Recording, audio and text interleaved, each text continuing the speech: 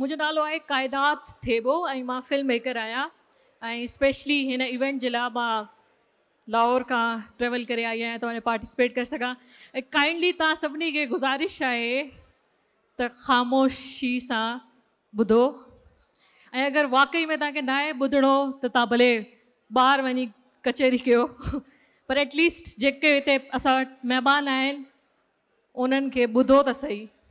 Message of Shah Latif for youth ऐं हिन काग में असां केतिरनि ई अदीब दानिशरनि खे ॿुधोसीं ऐं उन्हनि ॾाढो तफ़सील में ऐं ॾाढो सुठे अंदाज़ में उन्हनि शयुनि खे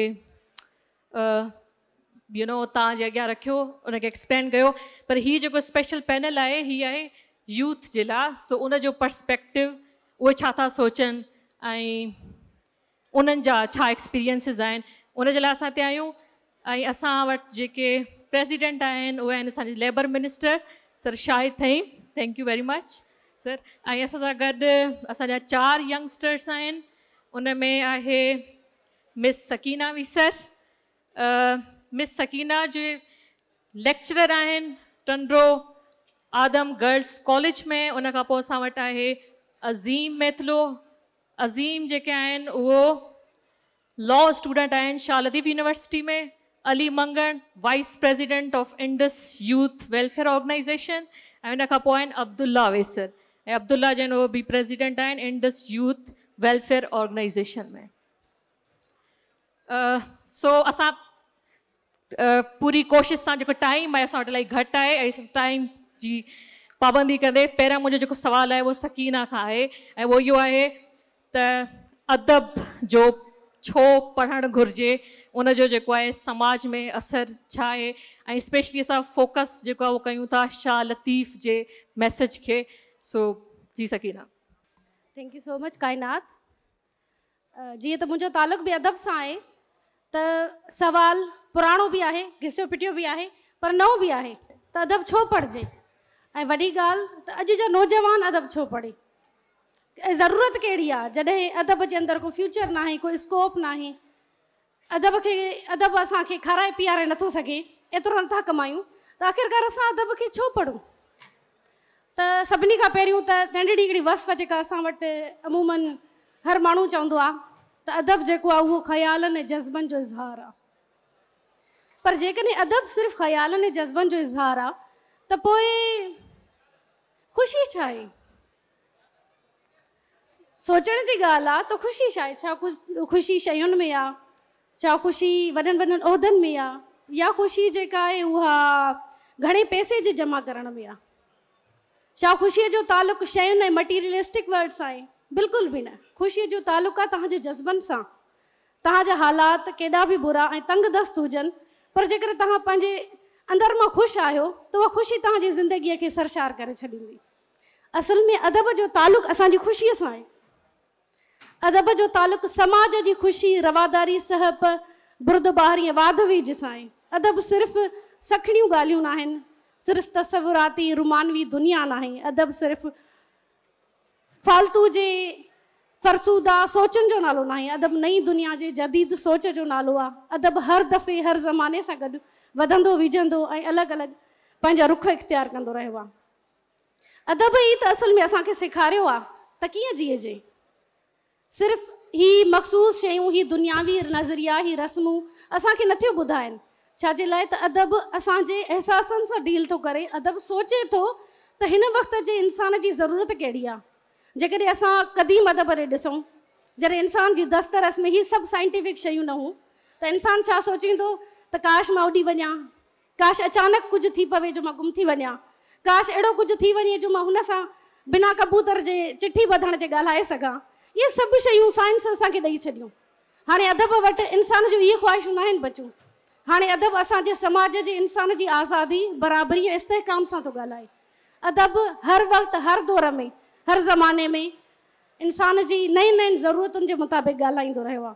हीअ परियुनि, जिननि, देवनि ऐं रुमानवी दुनिया जा किस्सा न आहिनि। अॼु जो अदब जो जेको मेन माख़िज़ आहे उहो इंसानु आहे। इंसान जी आज़ादी, उनजे जज़्बनि जो इज़हार, उनजी सोच ताईं पहुचण जो ज़रियो आहे। हिकु ॿियो बि अदब जो वॾो अहम कमु आहे।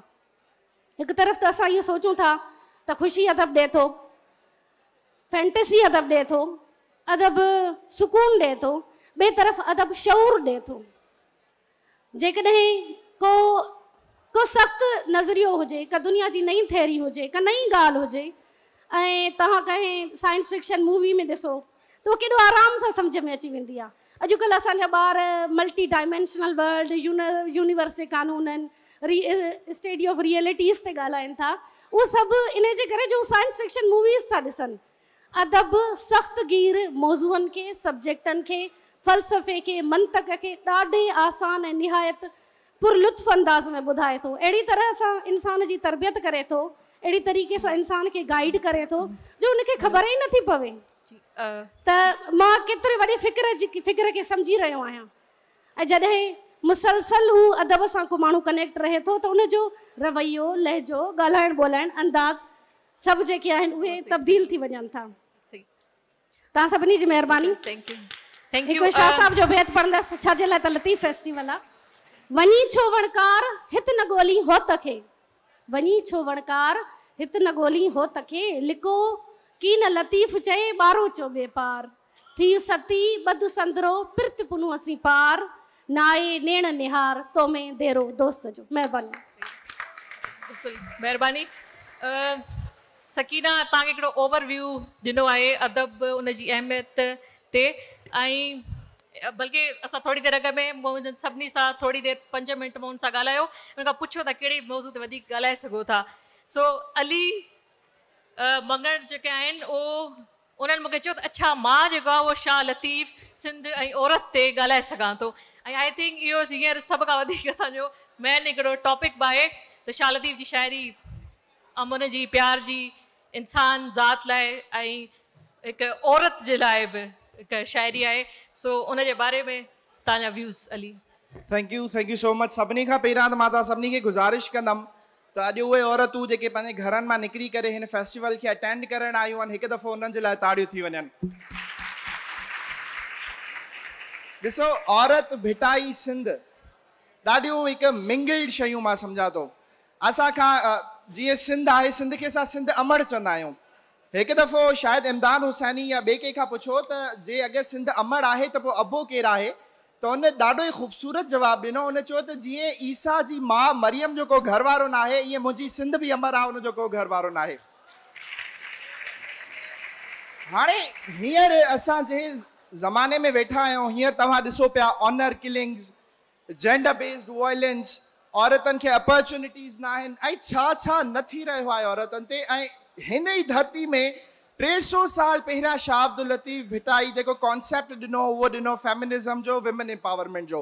हुनजो जेके 7 कहाणियूं आहिनि, उमर जेके हुनजूं जेके बि सुर आहिनि हुन जी कहाणियूं, भले उमर मारवी हुजे, ससुई पुनू हुजे, जेको बि हुनजो जेको मेन कैरेक्टर तव्हां ॾिसंदो उहो हमेशह औरत रहियो आहे। त असां उन विरसे जा वारिस आहियूं, असां उन भिटाई जा वारिस आहियूं जेको 300 साल पहिरियां बि औरतुनि खे मेन कैरेक्टर रखे पियो, औरतुनि खे अॻियां आणे पियो। त पोइ अॼु असांखे इहो सोचण जी ज़रूरत आहे त असांखे उनजे विरसे ते, असांखे उनजी टीचिंग्स खे अॼु बि इम्प्लीमेंट करणु खपे। ऐं मां ॻाल्हि खे डिघो न कंदमि, भिटाई खे तव्हां थोरो पढ़ण जी कोशिशि कयो। सुर मारवी में जॾहिं पढ़ंदव, जॾहिं मारवी खे उमर वठी वञी क़ैद करे थो ऐं उनखे इन शइ ते फोर्स करे थो त जेके तुंहिंजा प्रिंसिपल्स आहिनि उन्हनि तां लुॾ, त मारवी चए थी जे लूण लिंगन लाई चीरे चीरे चम, केॾी वॾी ॻाल्हि आहे। हो चए थी त जॾहिं तूं भले मुंहिंजी ॿाहुनि खे कटे करे, मुंहिंजे जिस्म खे कटे करे उनमें लूण बि बुरकी, जे लूण लिंगन लाई चीरे चीरे चम, मूं कर अॻे न कयो अहिड़ो कोझो कम, जा जा दावा तम ताता पिरत पवार जी। त मां जेसि ताईं ज़िंदा हूंदमि, जेसि ताईं मुंहिंजो आख़िरी साह हूंदो, तेसि ताईं मां पंहिंजे प्रिंसिपल्स ते हूंदमि, तेसि ताईं मां पंहिंजे क़ाइदनि ते हूंदमि। त मां सम्झां थो जे अगरि अॼु असां शाह साईं खे पढ़ंदासीं त पोइ असांखे अॼु बि मारवी मिलंदी, औरत जे रूप में अॼु बि ससुई मिलंदी, अॼु बि सोरठ मिलंदी। शुक्रिया।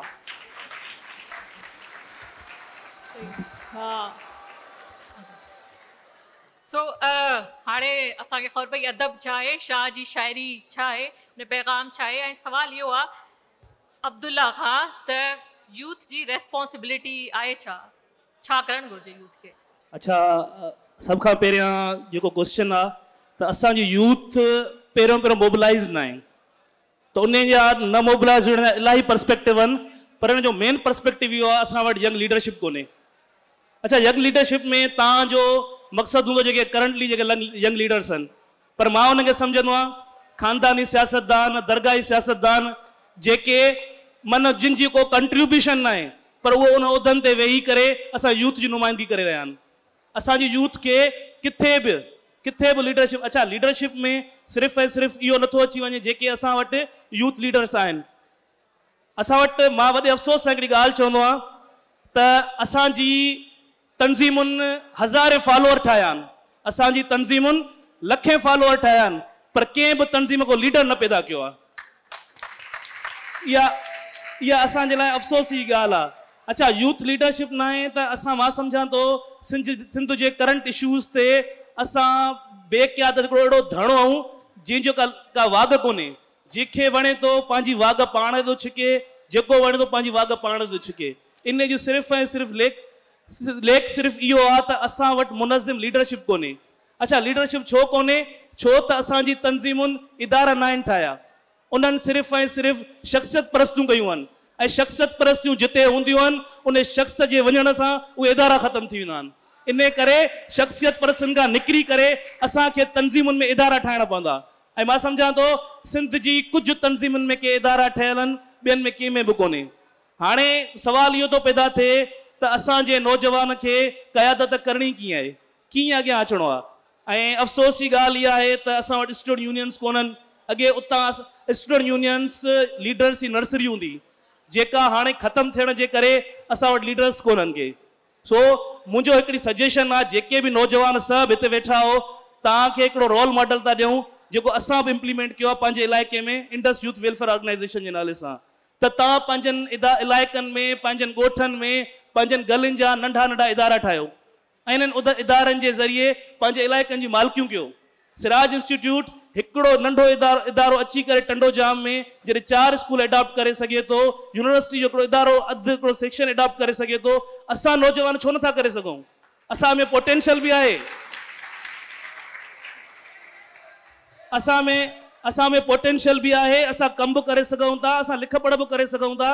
ऐं असां जेको पंहिंजा टाइम मोबाइलनि ते, पंहिंजो टाइम फज़ूल एक्टिविटीज़ में विञायूं था, छो न पाण हिकिड़ो सोशल इदारा ठाहे करे पंहिंजनि इलाइक़नि जी मालिकी कयूं। गुज़िरियल 4 सालनि खां असांजी तंज़ीम टंडोजाम में कमु करे थी ऐं टंडोजाम जो हर माण्हू शायदि हूंदो, ॿोॾ हुजे, बुख हुजे, सीउ हुजे, गर्मी हुजे, असांजा माण्हू हुते बीह करे उन जी सपोर्ट कंदा आहिनि। ऐं 4 सालनि ताईं तव्हांखे इहो नज़र ईंदो बि सही, इहो सिर्फ़ु हिते हवाई ॻाल्हि न आहे त टंडोजाम जे कंहिं बि माण्हू खां पुछी ॾिसो। असां चाहियूं था त सिंध जे हर शहर में अहिड़ा इदारा ठहनि जेके पंहिंजे इलाइक़नि जूं मालिकियूं कनि। जीअं हाणे सिराज इंस्टीट्यूट पंहिंजे इलाइक़े जी मालिकी थो करे, असां सभु पंहिंजनि ॻोठनि जी मालिकी कयूं ऐं पंहिंजनि इदारनि खे ठाहियूं। वरी महिरबानी। अच्छा असांजो आख़िरी स्पीकर आहिनि अज़ीम। हीअ असां सभु ॻाल्हियूं ॿुधियूंसीं त छा करणु घुरिजे ऐं शाह जी शाइरी, अदब, सभु शयूं। मां चाहींदसि तव्हां हिन सेशन खे कंक्लूड कयो ऐं तव्हां ॿुधायो त हाणे वे फॉरवर्ड आहे छा। ऐं पंहिंजी ॻाल्हि जी शुरूआति शाह जे हिन लाइननि सां कंदुमि। शाह थो चए दोस्त मिठा दिलदार आलम सभु आबाद करी। शाह उहो शाइर आहे जेको हिन सॼी आलम जे लाइ सोचे थो ऐं ख़ुदा खां, परवरदिगार खां इहा दुआ थो करे त हिन सॼे आलम खे आबाद कर। छो त शाह हिकु विजनरी पोइट हुयो, उहो सम्झे पियो त अगरि हीउ आलम आबाद न हूंदो, अगरि हिन आलम में अमुन न हूंदो, जंग हूंदी, झेड़ो हूंदो, त उहा बाहि झेड़े जी उहा फैलजंदी। ऐं जॾहिं उहा बाहि फैलजंदी त पोइ उन वकोड़ में असां सिंधी बि ईंदासीं, असांजी सिंध बि ईंदी। इन जो हिकिड़ो ताज़ो मिसाल इंटरनेशनल लेवल ते तव्हां ॾिसी सघो था त उहा जंग जेका सिर्फ़ु फ़लस्तीनी ऐं इसराइलियुनि जे विच में हुई, उहा जंग हलंदे हलंदे हाणे सॼे मिडल ईस्ट में फैलिजी वई आहे। सो अगरि शाह अमुन जो पैगाम ॾिनो त इन जे पोयों शाह जी विजनरी लीडरशिप हुई जेका इहो सम्झे पई त अगरि सिंध में अमुन न हूंदो, अगरि सॼे आलम में अमुन न हूंदो त पोइ सिंध में बि अमुन नथो रही सघे। हाणे आउं अॻे ईंदुसि शाह जे अमुन वारी ॻाल्हि खां त हिन नौजवान खे, जेको सिंध जो नौजवान आहे, उनखे छा करणु खपे, सिंध जे नौजवान जे लाइ अॻियां वे फॉरवर्ड छा आहे। हिन ऊंदाही दौर में जंहिंखे पाण ऊंदाही दौर सॾियूं था पिया, नौजवान जा ॾियो सिर्फ़ु 2 रस्ता आहिनि। हिकु उहो रस्तो आहे त नौजवान चुप करे वेही रहे ऐं पंहिंजे मरण जो इंतज़ारु करे, या वरी हिकु हसीन ख्वाब ॾिसे त कोई खलाई मखलूक लही ईंदी, कोई अहिड़ी ताक़त मथां नाज़िल थींदी, उहा अची सिंध जा सॼा मसइला हल कंदी, मूंखे कुझु न आहे कहिड़ो। ॿियो असां नौजवाननि जे आॾो उहो रस्तो आहे जंहिंखे आउं रिपल इफेक्ट चवंदो आहियां। बज़ाहिर हिकु दरिया हिकु तलाउ तव्हांखे वॾो नज़र ईंदो देह वांगुरु, पर हिकिड़ो नंढड़ो पत्थर अगरि खणी तव्हां दरिया जे किनारे तां उन विच दरिया में उछलंदव या उन विच तलाउ में उछलंदव त उहो बज़ाहिर नंढड़ो नज़र ईंदड़ पत्थर बि उन सॼे तलाउ में रिपल क्रिएट कंदो आहे ऐं उहो सॼो तलाउ उन नंढड़े पत्थर जे करे नंढड़ी रिपल्स जी शक्ल में तव्हांखे नज़र ईंदो आहे। सो असांजो जेको अॼु जो नौजवान आहे उहो उन नंढड़े पत्थर वांगुरु हिन ऊंदाई वारे दरिया में रिपल क्रिएट करे थो सघे, the ripple of positivity and change. So मुंहिंजी उमेदु आहे हिते वेठल सभिनी सिंधी नौजवाननि में इहा ई आहे त हू कंहिं बि चङे कम खे कॾहिं बि नंढो न सम्झनि, हू जंहिं हद ताईं इफेक्ट पॉजिटिव जे माशरे में आणे सघनि ज़रूरु आणनि। ऐं कुझु टाइम पहिरियों हिकु जॻह ते पढ़ियो त थर जा मोर कंहिं बीमारी जे करे कती बीमारी जे करे मरंदा, ऐं कॾहिं ज़िंदगी में कॾहिं ज़िंदगी में थर वियो ई न आहियां, कॾहिं थर जा मोर अखियुनि सां ॾिठा बि न आहिनि, लेकिन जॾहिं इहा ख़बर पढ़ी त मूंखे दिलि में ॾुख थियो त हिननि मोरनि जो तालुक़ु मुंहिंजी सिंध धरती सां आहे ऐं छो न कुझु हिन मोरनि जे लाइ कयां। ऐं सिर्फ़ु 10 मिंटनि में हिकिड़ो नंढड़ो ख़त लिखियो पाकिस्तान जे वॾे में वॾे अख़बार डान द नेशन ऐं पाकिस्तान ऑब्ज़र्वर में, ऐं टिनिनि खे मेल करे छॾियो ऐं मेल करण खां बाद में उहो आवाज़ु उन्हनि टिनिनि वॾनि अख़बारुनि में पब्लिश थियो। सो आउं जेको करे सघां पियो, जंहिंखे आउं नंढड़ो पत्थर वारो इफेक्ट पियो सम्झां, उन काथे न काथे रिपल्स क्रिएट कयूं हूंदियूं। सो सभिनी नौजवाननि लाइ पैगाम इहो आहे त उहो ऑप्टिमिस्ट रहनि ऐं कंहिं बि चङे कम खे कॾहिं बि नंढो सम्झी छॾे न ॾियनि, उनखे करे ॾेखारनि ऐं उनजे इफेक्ट जो इंतज़ारु कनि। इनशाला चेंज ज़रूरु ईंदी ऐं असांजी सिंध इनशाला जीअं आबाद आहे ईअं हमेशह आबाद रहंदी। Thank you very much. इलाही बिल्कुलु सुठे अंदाज़ में तव्हां कंक्लूड कयो ॻाल्हि खे। ऐं हाणे मां साईं शाहिद थईम मिनिस्टर लेबर सर खे चवंदसि कुझु रिमार्क्स ॾियनि, हिननि सभिनी जा तव्हां व्यूज़ ॿुधा ऐं तव्हां पंहिंजे ख़्यालात ज़ाहिर कयो। रिमार्क्स मूंखे घणो ई अदब जी एतिरी ख़बर कोन्हे, पर जेको हिते तव्हांजा ई व्यूज़ ॿुधा असां सिंध जे हवाले सां, यूथ जे हवाले सां, ऐं पंहिंजो ॾाढो असांखे इन में सिखिया बि मिली आहे ऐं सम्झ में बि आयो आहे। ऐं इंशाअल्लाह ताला जेको तव्हांजो विज़न आहे नौजवाननि जो उहो अॻिते पुॼंदो, ऐं जेका तव्हां चयो त को लीडरशिप हुजे जेको अॻियां अचे, त नौजवान लीडर असां वटि आहिनि ऐं उहे कम बि कनि था पिया। इंशाअल्लाह ताला वरी यूथ अॻियां ईंदी ऐं तव्हां जहिड़ा असांजा यूथ जा अॻुवाण थींदव, स्टूडेंट जेके यूनियन्स हुयूं इंशाअल्लाह ताला उहे बहाल थींदियूं ऐं उन्हनि मां सुठा लीडरान अॻियां ईंदा। तव्हांजी वॾी महिरबानी। Thank U. Thank you very much. Thank U everyone. Thank U.